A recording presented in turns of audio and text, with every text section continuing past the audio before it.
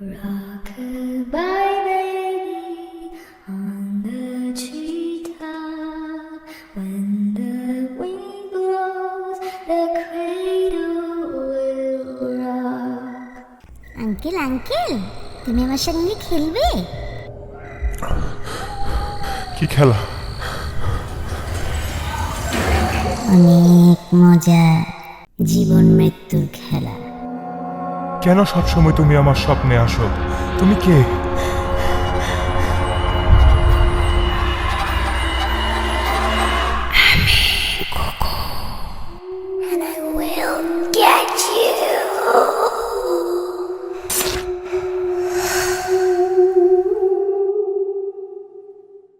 আজকে একটি হাড় হিম করা পাহাড়ি ঘটনা থাকছে, সাথেই থাকুন, শুনতে থাকুন খুকুকে। রাত তখন প্রায় 12:30। ঢাকার একটা ছোট্ট ফ্ল্যাটে বসে 4 বন্ধু গল্প করছিল। রাহাত, জুবাইর, সামি আর তামিম সবাই বিশ্ববিদ্যালয়ের শেষ বর্ষের ছাত্র। একঘেয়েমি শহুরে জীবন, শহরের ধুলাবালি, প্রতিদিনকার একই রুটিন। তারা ক্লান্ত হয়ে পড়ল। তারা নিজেরা ঠিক করলো কোথাও একটা যাবে, যেখানে মানুষ কম, প্রকৃতি বেশি। একটা নির্জন পাহাড়ি গ্রাম, আশেপাশে সবুজ, এমন একটা জায়গা। রাহাত বলল, আমার এক দূর সম্পর্কের মামা বান্দরবানের ভেতরে একটা গ্রামে থাকে, রিমাকড়ি ঝর্ণার ওপাশে। নাম শুনেছিস? লুকাইনপাড়া। লোকজন বলে জায়গাটা নাকি অদ্ভুত সুন্দর। ঝর্ণা, পাহাড়, মেঘে ঢাকা রাস্তা, পুরোটাই যেন ছবির মতো। জুবাইর হাসল। সুন্দর তো হতেই পারে, কিন্তু ওই জায়গায় কেউ যায় না কেন জানিস? শুনেছি রাতে সেখানে কেউ পাহাড়ে হাঁটে না, কিছু অদ্ভুত শব্দ শোনা যায়।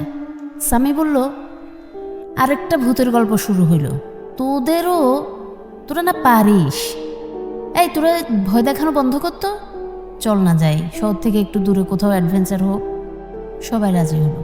পরদিন সকালে তারা বান্দরবানের উদ্দেশ্যে রওনা দিল। বাস থেকে নামার পর জিপে, তারপর ছোট্ট একটা বাইকে, শেষে হেঁটে পৌঁছাতে হলো পাহাড়ের ভেতরের সেই গ্রামে, লুকাইনপাড়া।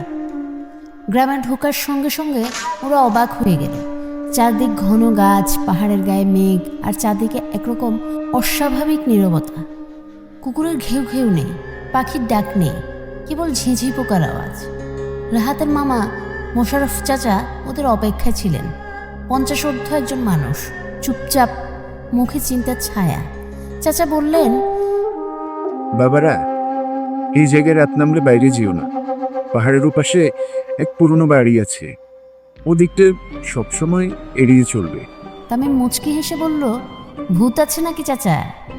চাচা কেমন যেন তাকিয়ে রইলেন। এক মুহূর্ত নীরব থেকে বললেন, ভূত না, কিন্তু ওরা আছে। ওরা মানুষ না, কিন্তু আগে মানুষ ছিল। ওরা সবাই হো হো করে হেসে উঠল। ওরা সবাই হেসে উড়িয়ে দিল কথাটা।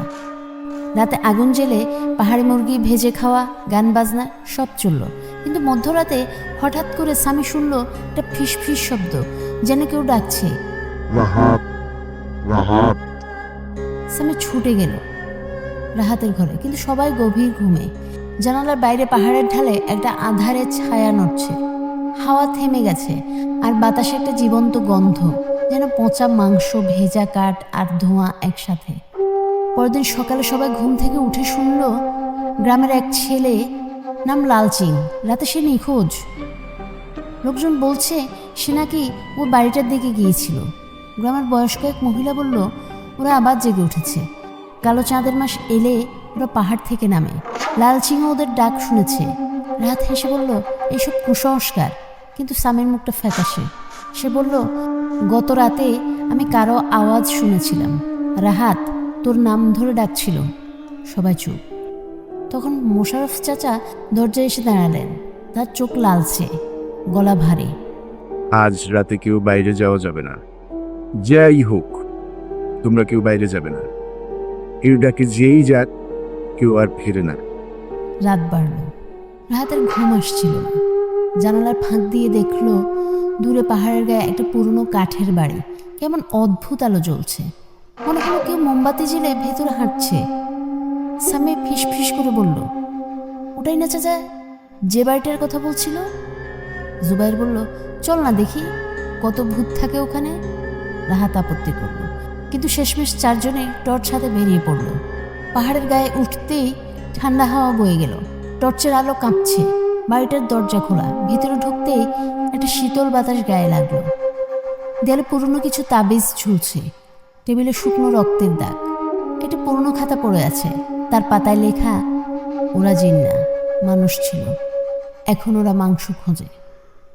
হঠাৎ সামির টর্চ নিভে গেল, অন্ধকারে কারো নিঃশ্বাস পড়ার শব্দ।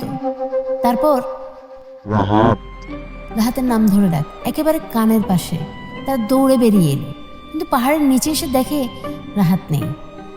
সকালে গ্রাম জেগে উঠল চিৎকারে, রাহাতের খোঁজ নেই। মোশারফ চাচা কাপা গলায় বললেন, ওরা একবার যার নাম ধরে ডাকে তাকে আর ফেরত আনে না। জুবাইর রেগে গেল, এসব ভূতজিনের পাকোয়াস নয়, রাহাত হয়তো হারিয়ে গেছে, কিন্তু আমি খুঁজে বের করব। ওরা আবার গেল পাহাড়ের দিকে, সে ভূতুড়ে বাড়িতে। কিন্তু বাড়িটার দরজা এবার বন্ধ। বাড়ির ভিতর থেকে হালকা মৃদু আওয়াজ, যেন কেউ কাঁদছে। সামি এগিয়ে গেল, দরজা ঠেলে খুলল। ভেতরে শুধু একটা টেবিল, তাতে রাহাতের মোবাইল আর এক ফোঁটা শুকিয়ে যাওয়া রক্ত। দেয়ালে রক্ত দিয়ে লেখা, তোমরা ওদের ডাক শুনেছ, এখন পালানোর উপায় নেই। সেই মুহূর্তে একটা দেয়ালের ছায়া নড়ল, যেন কেউ ভিতরে হাঁটছে। তারপর চারপাশে কুয়াশা ঘিরে ধরল, বাতাসে গন্ধ ছড়ালো, জ্বালানো ধূপ আর পচা দেহের। রাত নেমে এলো অদ্ভুতভাবে, যেন সূর্য হঠাৎ নিভে গেল। গ্রামের সবাই দরজা বন্ধ করে আগুন জ্বেলে বসে আছে। মোশারফ চাচা নিচু গলায় বললেন, এই পাহাড়ে একসময় এক জাদুকর থাকতো।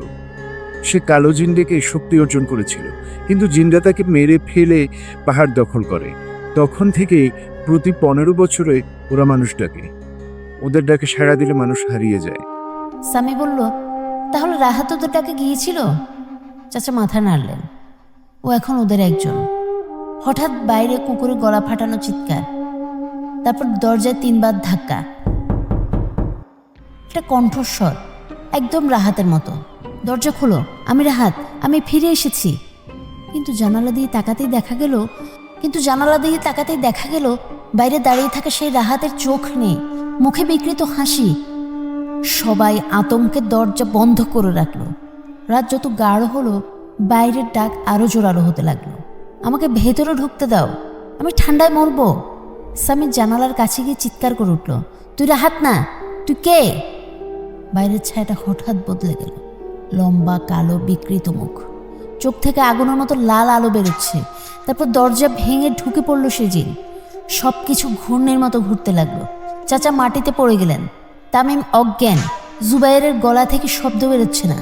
জিনের কণ্ঠ ভেসে এলো, তোমরা ওদের জায়গায় এসেছো, এখন এই পাহাড় তোমাদের নিয়েছে। পরদিন সকালে গ্রাম নিস্তব্ধ, কেউ জানে না সে রাতের পর কি ঘটেছিল।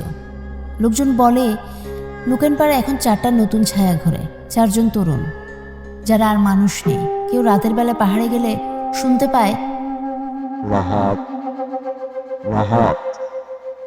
আর তখনই চারপাশে ঠান্ডা বাতাস বয়ে যায়, যেন পাহাড় নিজেই নিঃশ্বাস নিচ্ছে।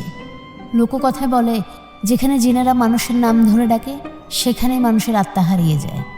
আর সেই পাহাড়ে এখনো রাতে কেউ গেলে দূর থেকে ক্ষীণ আলো জ্বলে, আর কেউ ফিসফিস করে বলে, দরজা খোলো, আমি ফিরে এসেছি।